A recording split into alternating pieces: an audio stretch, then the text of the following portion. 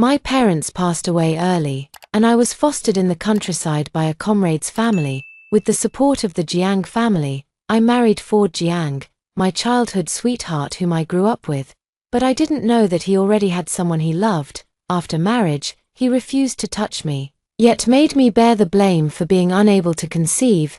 Jiang's parents grumbled at me while handing over a pair of children from distant relatives for me to raise.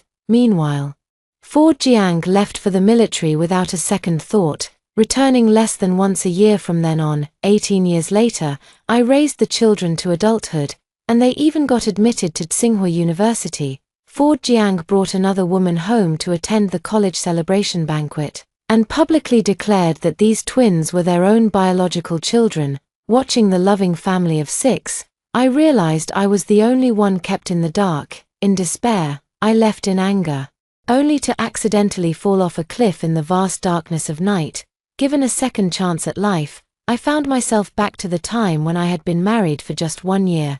Mother Jiang sat in the main hall, while Father Jiang sat nearby smoking a dry pipe. Scattered relatives nearly filled the small hall to capacity. Apart from Father Jiang, Mother Jiang, and Ford Jiang holding 2 children, everyone else was sizing me up out of the corner of their eyes. I stood at the doorway, silent. Mother Jiang cleared her throat. Lin, you've come at the right time. This is the newborn child of the 3rd aunt from Gaojia village. She already has 3 children and heard about your and Ford's difficulties in conceiving, so she specifically sent this child to ask if you'd like to adopt it. I glanced up and saw Esme Su mingling in the crowd, her face full of maternal affection as she watched the child in Ford Jiang's arms. So, in corners unknown to me, Esme Su had appeared before me this early. The crowd awaited my response, but Mother Jiang remained composed, as if certain I wouldn't refuse. After all, for the past year of marriage, she would always ask about my stomach condition at every meal, until my face turned pale, filled with guilt. I asked Ford Jiang, "Do you want to raise it?" Ford Jiang seemed caught off guard by my question. He frowned and said, "Children are women's business. What does it have to do with us men? If you want to raise it, I won't stop you. Fine, I won't raise them. But since you've decided to raise them, you must do so wholeheartedly, so as not to let down the goodwill of these children's parents." "What did you say?" Ford Jiang paused, looking at me in disbelief. The surroundings fell silent, and the murmurs quieted down considerably. I replied indifferently, "I'm only 19. It's not impossible for me to conceive, so why should I raise someone else's child?" Ford Jiang looked at me, his eyes filled with disapproval. "How can you be so unreasonable? 3rd aunt meant well. I never expected you to be so short-sighted." I retorted, "Didn't you just say you wouldn't interfere? Why are you so worked up the moment I refused to raise the child?" Ford Jiang was left speechless, his eyes widening as if he hadn't expected me to defy him. Mother Jiang stepped in to mediate. Don't say things in anger. I know you love these 2 children. If you want to raise them, I'll be there to support you." Father Jiang exhaled a puff of smoke and added, "Since we're keeping them, let's open the ancestral hall tomorrow and register these 2 children under the names of Lin and Ford." I felt waves of exasperation inside. In my past life, Mother Jiang's so-called support was just monitoring me to see if I treated the twins well. As for washing the children's clothes, covering their expenses, and helping with their homework, almost everything was done by me alone. They only care about picking my ripe fruits. When have they ever considered me? Facing their self-centered decision, I raised my voice a little. "If I have to raise it, I'll divorce if it's registered under my name." With that, ignoring their stunned expressions, I turned and left for the mailbox at the village entrance. I received a letter addressed to me, and when I opened it, my eyes welled up with tears. Inside the letter was a 100 yuan bill and a stack of food and cloth ration coupons. Precious treasures in the resource-scarce 1980s.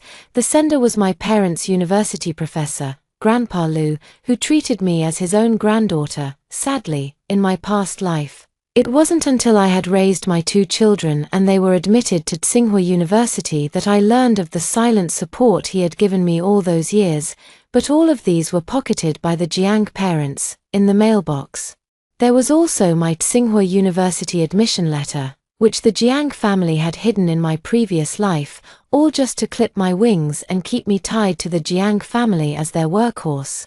I went to the village entrance and greeted Aunt Wang at the convenience store before mentioning that I needed to call my parents' old friends. Aunt Wang had practically watched me grow up in the Jiang family and understood the bitterness of living under someone else's roof. So she didn't even take the small change I offered, letting me make calls freely. As it happened, she had to step out to deliver something and asked me to mind the shop. I accepted Aunt Wang's kindness, resolved to repay her someday, and then dialed the number to the capital city. The phone rang 3 times before it was answered. A deep, aged voice came through. "Hello, who's calling?" My voice choked up. "Grandpa Lu, it's me, Ria." So the little girl finally remembers this old man. Grandpa Lu was utterly delighted, and when he heard that I had been admitted to Tsinghua University again, he was even more thrilled. "Your parents in heaven would be so happy if they knew how accomplished you've become." I also told Grandpa Lu about my current situation, explaining that I would return to Beijing in 3 days to await the start of the semester. After hearing about my experiences, Grandpa Lu's mood immediately turned somber, and he felt deeply remorseful for not being able to protect me back then. They were very supportive upon hearing my decision and even suggested I stay at their place first. After hanging up the phone, I let out a huge sigh of relief. I found a hiding spot known only to me for the letter and the admission notice. In just 3 days, I would completely change my destiny. Returning to the Jiang residence, the large group of relatives had already dispersed. Only the Jiang parents, Ford Jiang, and Esme Su remained, each holding a child. I walked over quietly without making a sound. I only heard Esme Su say anxiously, "Brother Ford, what if Sister Lin doesn't want to raise them?" Ford Jiang's cold, hard voice rang out. "She has to raise it whether she wants to or not, otherwise. In a month when I go off to join the military and you go off to university, what will happen to the child?" Mother Jiang also chimed in. "Esme, you go to university without worry. The child's mother should be educated like you. Ria Lin was raised by our family. She wouldn't dare disobey." Father Jiang, assuming the authoritative tone of the family head, declared decisively, "It's settled then. This family isn't one where she gets to have the final say." My heart remained utterly calm, for whatever affection I once held had long been worn away by the toil of my past life. I walked in, and the 4 of them were startled in unison. Everyone began scrutinizing my expression carefully, trying to gauge how much I had just overheard.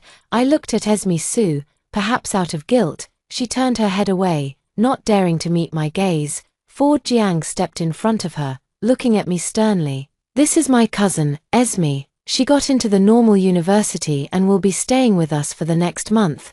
I nodded without saying a word. I pretended not to hear the sigh of relief from Mrs.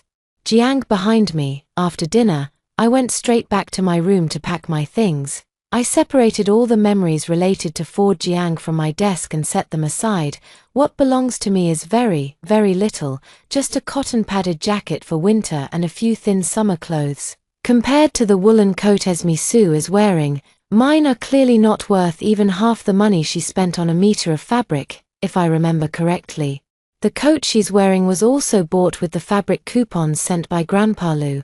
Although Grandpa Lu sent me a large sum of money every month, most of it was embezzled by Mother Jiang, and very little was actually spent on me. They raised me all these years. So the money from Grandpa Lu can be considered as repayment for my living expenses. As for Grandpa Lu, I will find a way to return the money to him. Ford Jiang unexpectedly walked into my room without even knocking. He tossed a woolen scarf onto the bed and said to me in a condescending tone, "I've neglected you since we got married. I brought this back from the city for you." I stared at the scarf for a moment. The pattern was almost identical to the one on Esme Su's coat. It must have been made from leftover fabric scraps after sewing the coat, and to think he went through the trouble of collecting it and bringing it all the way back just to patronize me. Ford Jiang saw that I wasn't speaking and thought I was deeply moved by the scarf, so he seized the opportunity. "I'll be joining the military in a month, so please take good care of the 2 children. After a pause, he added, "My parents have worked hard to raise us. At home, try to be more attentive. Help wash dishes and clothes more often." Don't just stand by like you did tonight. I nearly let out a cold laugh. Aren't you only leaving for the military in a month? Why don't you help your parents with the chores? Ford Jiang pressed his lips together and finally said after a long silence, "Of course, I'll do my part too." Suddenly, he noticed the notebook and woven bracelet he had once given me, placed in a corner of my desk, lonely, as if treated like trash. "What are you doing digging these out?" I replied casually. "Just tidying up a bit. Things that should be thrown away need to go." Ford Jiang furrowed his brows.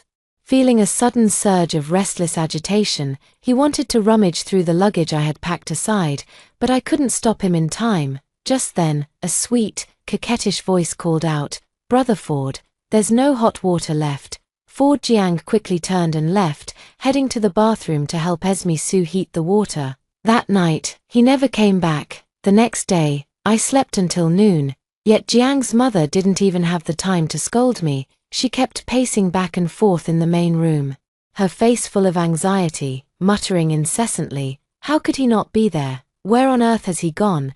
Could it be that he's not coming anymore?" I looked at her with amusement, fully aware of the situation. "Mom, what are you looking for?" Mother Jiang's hesitant gaze swept over me, but she was certain I couldn't possibly know about this matter. "Nothing. Those two kids are hungry. Go make them some milk." I chuckled and said, "Let's leave this matter for Ford Jiang to handle, otherwise, in another month when he enlists in the army, he won't get to see the child." Without waiting for Mother Jiang to stop me, I dashed out in a flash. I knew she had gone to the mailbox today and hadn't found the food coupons and money sent to me by Grandpa Lu, and she must be anxious about it now. They had secretly used this money for the entire Jiang family, everyone except me. In his previous life, Ford Jiang used that money to grease the wheels within the team, securing himself a decent position. With all his cunning and flattery, 18 years later, he actually managed to climb to the position of a department head. And all of Esme Sue's tuition and miscellaneous fees for university were almost entirely covered by the money from my envelope. They enjoyed the convenience I provided while simultaneously treating it as something they were entitled to. How could there be such a good thing in the world? I arrived at the village's youth organization team, which was full of Ford Jiang and Esme Sue's gang of troublemaker friends. Before I could even get close, I heard one of his childhood buddies teasing, "Old Jiang, you dote on Esme so much. How could you bear to let her go off to university?" Esme Sue nestled in Ford Jiang's arms, shyly saying, "What nonsense are you talking about? I only see Ford as a brother." Her childhood friend teased even more. "What kind of brother? More like a sweetheart, right?" Everyone around burst into laughter, creating a light and cheerful atmosphere. Ford Jiang, also beaming with joy, hugged Esme Sue and said, "Even when you're in the capital, remember to think of me and the child." Esme Sue shyly raised her head, gave him a kiss on the cheek, and replied with a yes. At this moment, they started talking about me again. And Ford Jiang's expression became much more restrained. I heard him say, "Lin can endure hardship and is suited to stay at home to take care of the parents and children. In terms of talent and knowledge, she can't compare to Esme in the slightest." My heart felt as if it had been struck several times by a hammer. Even though I knew the truth deep down, hearing such heartless words still filled me with grief and indignation. I feel indignant about the hard 20 years of my previous life, the education I gave up, and even the self I abandoned. At that moment, a young woman returned from outside and looked at me in surprise. She pulled me inside. "Sister-in-law, what are you doing here? Come in." The cheerful atmosphere in the room instantly fell silent. Everyone was looking at me with unnatural expressions on their faces. Ford Jiang and Esme Sue quickly stood up, putting some distance between them. Esme Sue timidly looked at me and said, "Sister Lin, why didn't you say anything when you arrived?" Ford Jiang glanced at me with a hint of disgust in his eyes. "Why aren't you at home taking care of the child? What are you doing here?" I looked at the lipstick mark on Ford Jiang's face and curled my lips into a mocking smile. Esme Sue quickly grabbed a tissue and made a futile attempt to wipe it off Ford Jiang's face. "Sister Lin, it's all my fault. Ford and I were just joking around." Ford Jiang felt a pang of guilt for a second, but then immediately regained his composure. "Why?" explained to her, "Esme, you and I have been as close as siblings since childhood. There's nothing to hide. perhaps fearing that I would expose him. His tone turned angry. Lin, can you stop being so suspicious all the time? It's because of you that I don't even want to come home, you know? If only you had even a fraction of Esme's gentleness. For Jiang, I interrupted him. He seemed to realize only then that he had misspoken and awkwardly fell silent. Those 2 kids you were so desperate to adopt yesterday are hungry. Your mom is calling you home to feed them. I calmly finished speaking, as if I didn't notice the awkward expression on Fu Jiang's face, but I did refuse to adopt those 2 children yesterday, and he couldn't find any words to argue. So he had no choice but to follow me home. Esme Su bit her lip and followed along. At the dinner table, Father Jiang informed me that the child's name had already been recorded in the family ancestral hall. I nodded without saying a word.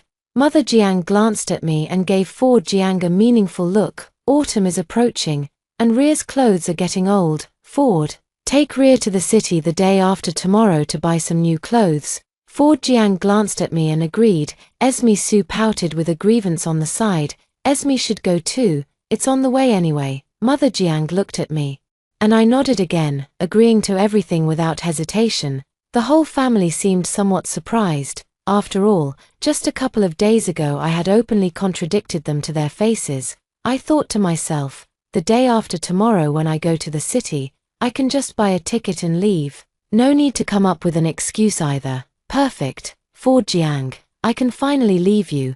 I've waited 2 lifetimes for this day. 2 days later, just as dawn was breaking, Fu Jiang gently pulled Esme Su out of bed and patiently helped her wash up before coming to knock on my door, but I opened the door before he could knock. Seeing me already dressed and ready, Fu Jiang was visibly taken aback. Why are you carrying such a big bag? I adjusted the strap of my handbag, tightened my expression, and replied calmly, I brought some food. Esme Su popped out from behind him, looking at me with slight disdain. Sister Lin, we're going to the city, not farming.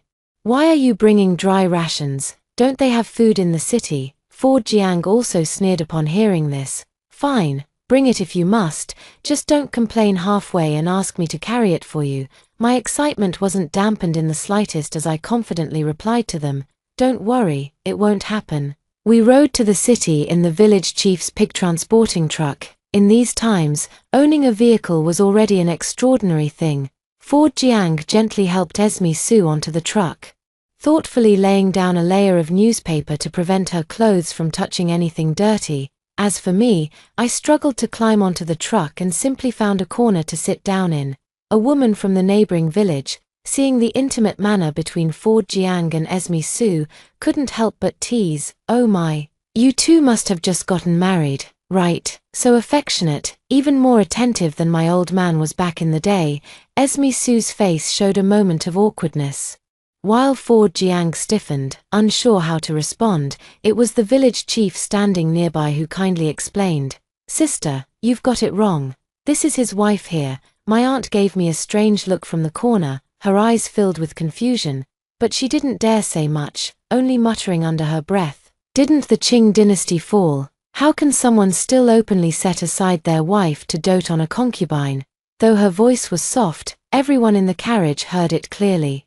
Especially Esme Su, whose face flushed red as she slightly pulled away from Fu Jiang's embrace. Fu Jiang also felt embarrassed by the remarks and, when no one was looking, shot me a fierce glare. I ignored all this drama, focusing solely on the bag in my hand. It held all my hopes. After getting off the bus and as the crowd dispersed, Fu Jiang's gaze toward me grew even more impatient. He said stiffly, here's $5.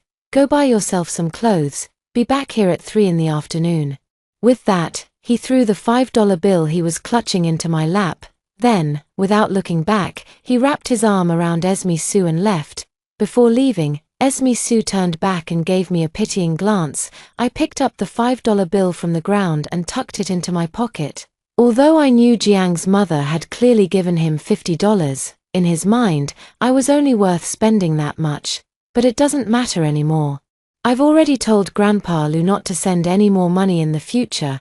The previous amounts will sever everything between us. I turned and walked toward the station, until I boarded this train to the capital. The tears I had held back for decades finally fell. having wasted decades in the village. I never imagined there could be a second life for me. Since I was sent to the Jiang family at the age of 5, the man I interacted with most was Ford Jiang. Inevitably, I fell in love with him. But he treated me as a sister, a nanny, a tool, yet never as a wife. This love hidden for over a decade might just be an obsession after all. If my parents' spirits in heaven knew that in my past life I only revolved around a man and his family, they would surely be furious. But it's all right. Thank the heavens for giving me another chance. Perhaps this was also my parents in heaven not wanting to see me suffer so much, granting me a wish to live another life. I hope my future life will always shine brightly. Upon arriving in the capital city, my first stop was the capital hospital, where I handed over several strands of hair to the testing department. After that, I followed the address and arrived at Grandpa Lu's doorstep. It has been many years since I last visited the capital city. Standing in front of the Lu family's imposing and solemn villa, I actually felt a hint of timidity and unease. The maid, however, looked pleasantly surprised when she saw me. "You must be Miss Lin, right? The old master told me you'd be arriving in the capital these days. Please come in quickly. The old master is playing chess right now." I nodded and stomped my feet at the door for quite a while. Only when I felt the mud had fallen off my shoes did I step into the Lu family's house. The Lu residence was much quieter than I had imagined. In the spacious living room, 2 elderly people were sitting and playing chess.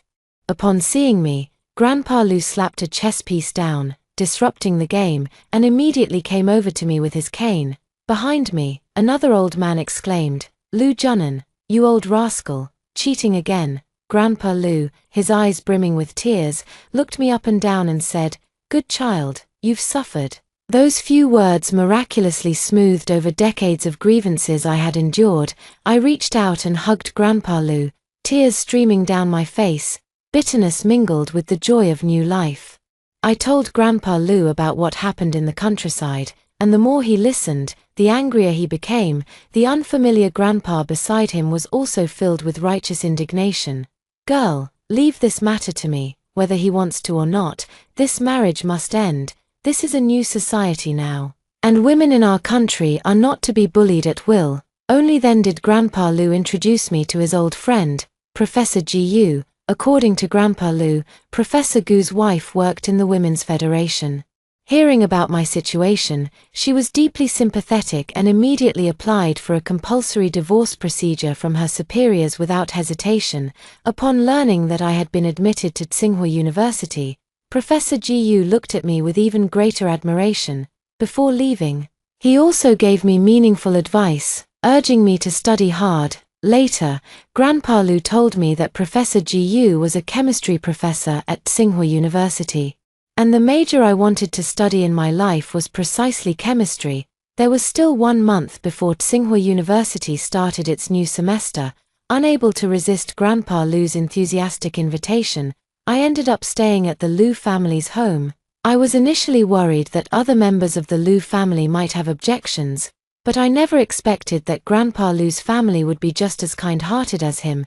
The Lu family has 2 sons and 1 daughter, all of whom are married. After school, the grandchildren would gather in the living room, filling it with laughter and joy. Uncle Lu and second Uncle Lu discussed my academic future with me, while Aunt Lu even pulled me into a warm embrace, her heart full of affection. Since my parents passed away, I have never felt such warmth again. To repay the kindness of the kind-hearted Lu family, I helped tutor Grandpa Lu's grandchildren every day.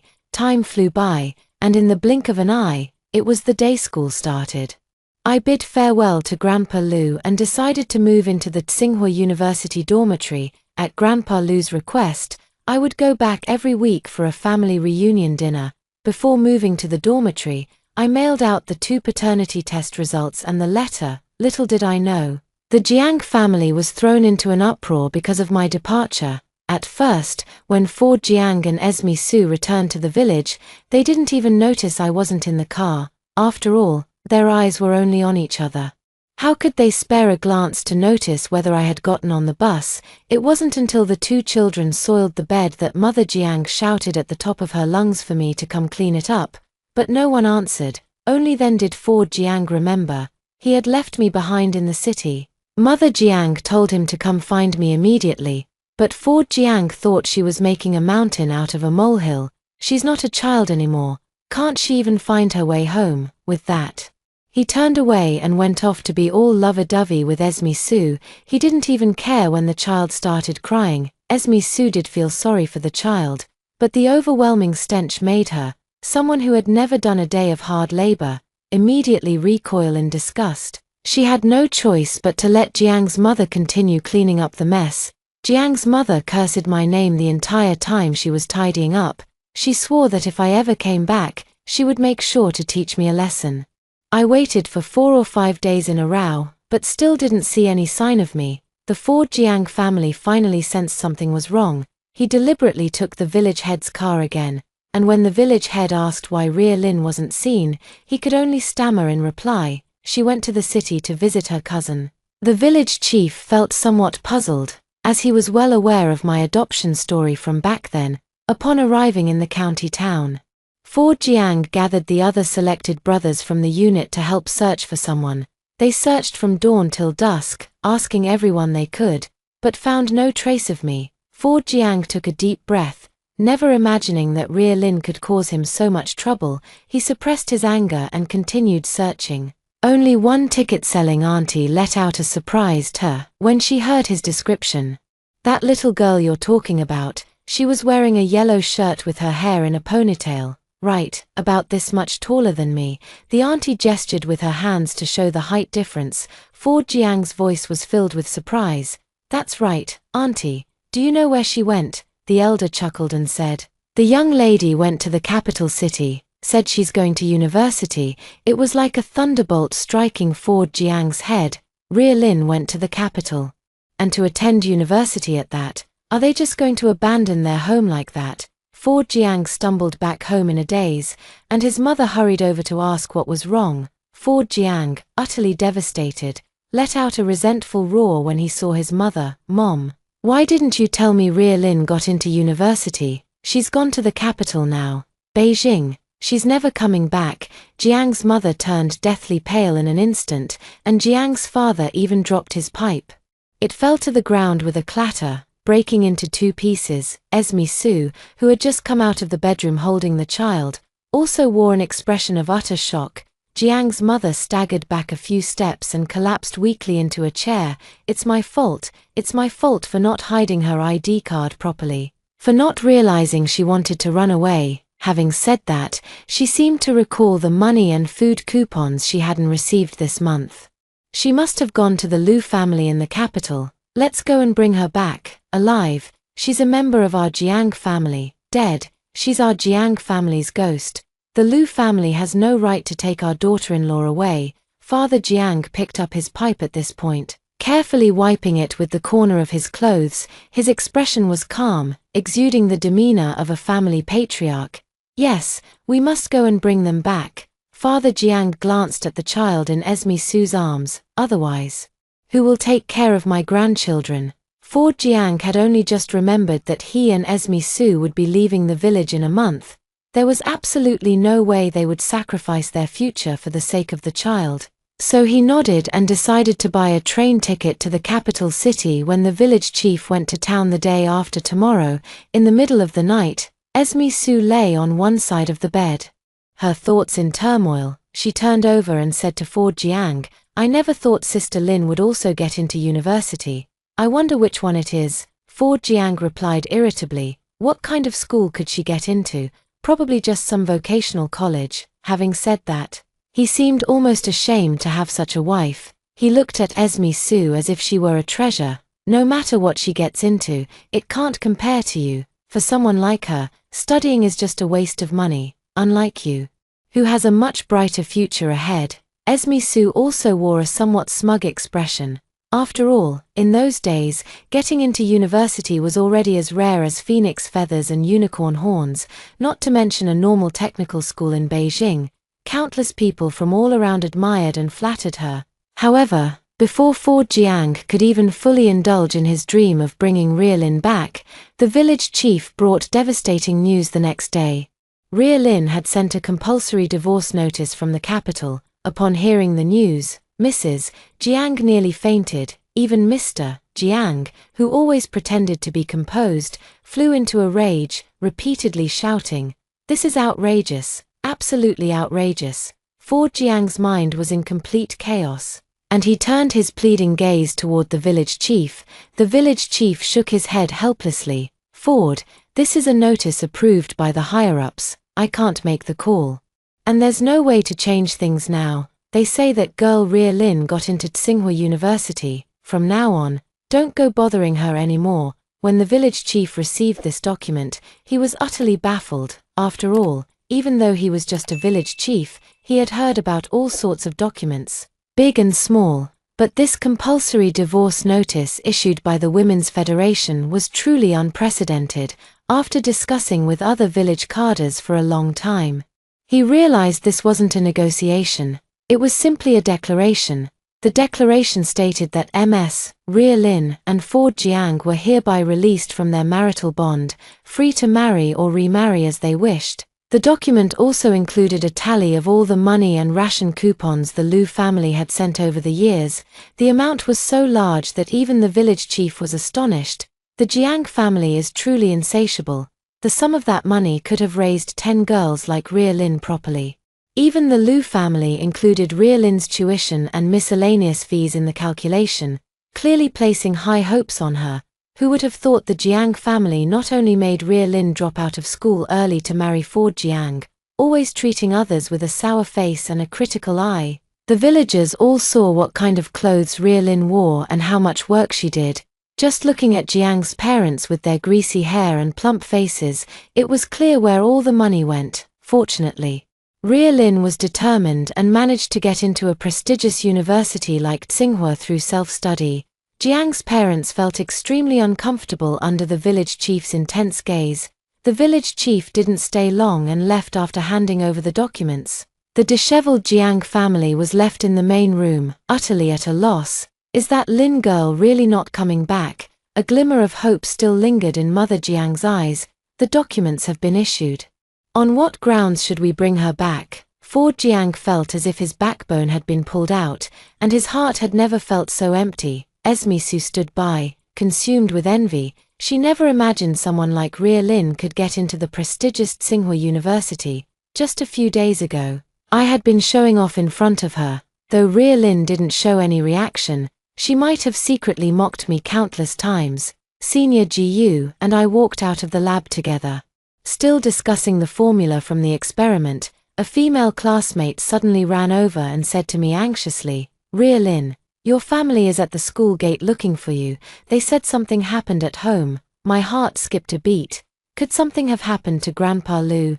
I had no choice but to hastily bid farewell to Senior Gu and rush toward the school gate. Yet before I even arrived, I heard a familiar voice. "I'm here to find my wife. What right do you have to stop me, Lin, Lin?"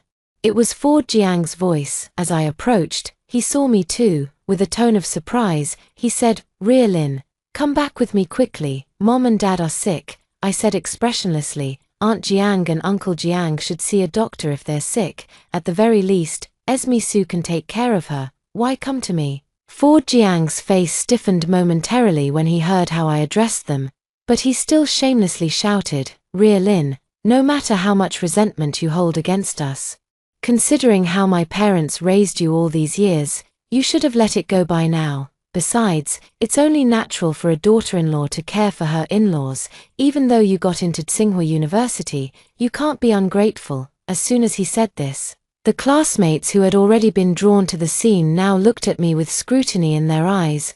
But after all, they were college students, reasonable enough not to blindly take sides without understanding the situation. Esme Su, who had been hiding nearby for who knows how long, began to stir up trouble. "Lin, I know you're jealous of my close relationship with Brother Ford, but we're just cousins. How could you abandon your children and in-laws and just run away? Do you know how much the kids want their mother?" With that, Esme Su picked up 2 scruffily dressed children from the tricycle. The children were wailing loudly at that moment. Esme Su placed the 2 pitiful children in full view of the crowd. At this moment, some people in the crowd began to waver. "Classmate Lin, If that's really the case, you should go back and take care of your family. That's right, the child is innocent too. Since you've given birth, you must raise them. Studying is important, but cherish those around you. This man seems to truly love you. I gave a cold smile but didn't argue with my classmates, because I knew they were just being incited. But when it comes to public opinion, it's not just Ford Jiang who knows how to manipulate it. I looked at him and said, Ford Jiang, did your military unit replace you? Otherwise, how would you have time to come and bother me? Then I turned to Esme Sue. What's the matter? Didn't you get into college, or did your affair with a married man and giving birth to twins get exposed? Ford Jiang and Esme Sue, caught in their awkward predicament by me, both flashed expressions of shame and irritation on their faces. I knew I had hit the mark. Before the start of the semester, I realized that the forced divorce agreement wouldn't be enough to suppress the shamelessness of the Jiang family. To prevent them from causing trouble for me, I sent a letter of complaint to the military unit and the university where Esme Sue was enrolled. A month later, both their dreams, one of joining the military and the other of attending university, were shattered. After all, how could serious institutions like the military and universities tolerate two individuals with such tarnished reputations? Upon hearing the news, Jiang's mother was so enraged that she fell seriously ill. Jiang's father, who had long suffered from lung problems due to smoking, collapsed completely upon receiving the news, becoming paralyzed. With two children to care for and no one to help, Ford Jiang and Esme Sue were overwhelmed. The thought of me living a stable life at university in the capital only deepened their resentment, so they simply packed up the kids and came to the capital to find me. I presented them with the paternity test results and the detailed accounts of all the expenses the Jiang family had spent on me over the years. The deceived students began to realize what had happened.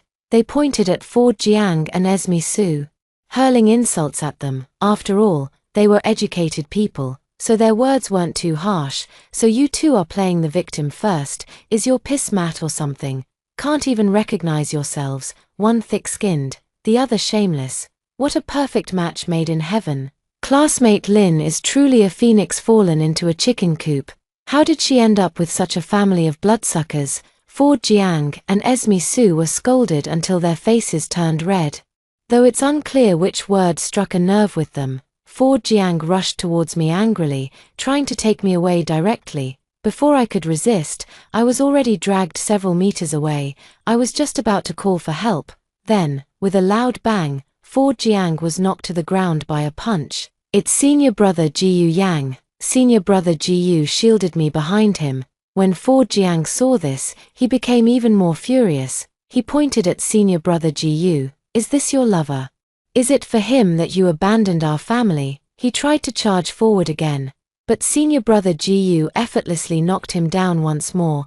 Perhaps it was because the school was quite united, or perhaps they found Ford Jiang's behavior despicable. A group of defenseless students also took the opportunity to strike at Ford Jiang. It wasn't until the security guards belatedly arrived that Ford Jiang, beaten black and blue, was pulled up by Esme Sue. I stood before him and declared loudly, Ford Jiang, I owe your family nothing. The money your family spent raising me was less than 1/10 of what Grandpa Lu sent back. I never slacked in household chores while eating your family's meals. You were the one who had an affair with Esme Sue and fathered a child first. Why accuse me of abandoning you? Everyone has their own path. From now on, we have nothing to do with each other. If you harass me again, don't blame me for being ruthless. Ford Jiang was stunned by my words. After a long pause, he and Esme Sue left in disgrace. They never bothered me again after that. 4 years later, I walked out of Professor Gu's office, holding the latest research findings in my hand. Professor Jiyu told me that this research could largely break through the constraints imposed by foreign forces on our country. Our nation is also poised to achieve a major breakthrough in the field of bombing. A series of good news came, and my heart was like a joyful little bird, fluttering non-stop. Senior brother Jiyu came to invite me for a meal, and I readily agreed. During the meal, senior brother Jiyu also congratulated me on achieving such outstanding results. I smiled at him and said, Senior brother Jiyu, you're teasing me. Without your help, I would still have a long way to go to achieve this result. Senior brother Jiyu smiled, his eyes brimming with deep affection. I flusteredly avoided his gaze, but he took my hand. I understand you. Your ambition lies in chemistry.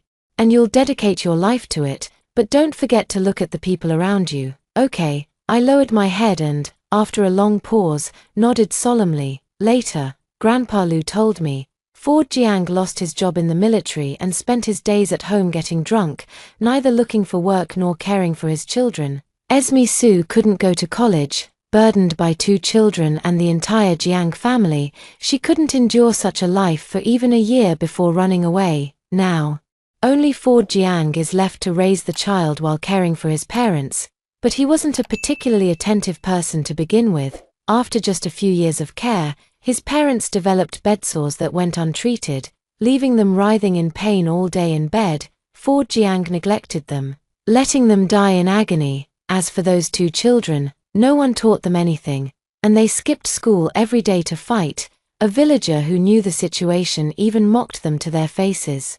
Your birth mother isn't as accomplished as your former foster mother, and you're just as useless as your mom. Upon hearing they had an accomplished foster mother in the city, the 2 kids went home and threw tantrums every day, demanding to go find their mother in the city. Perhaps the alcohol was taking effect, and Ford Jiang completely forgot what I had said.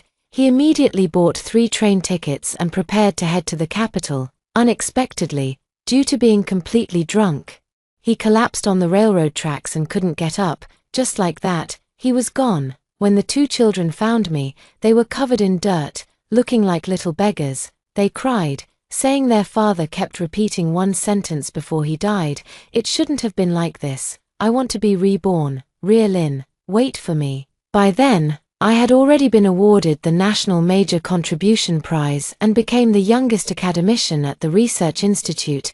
I told the 2 children the truth, and despite their reluctance, I still sent them to the welfare home. After all, being soft on them would be cruel to my past self. Holding the trophy, amidst the flashing cameras, I seemed to catch a glimpse of my former self. Her silent lips seemed to say, "Move forward, don't look back." Brother Jiyu stood among the crowd applauding for me, casting a firm gaze in my direction. I thought to myself, I won't look back.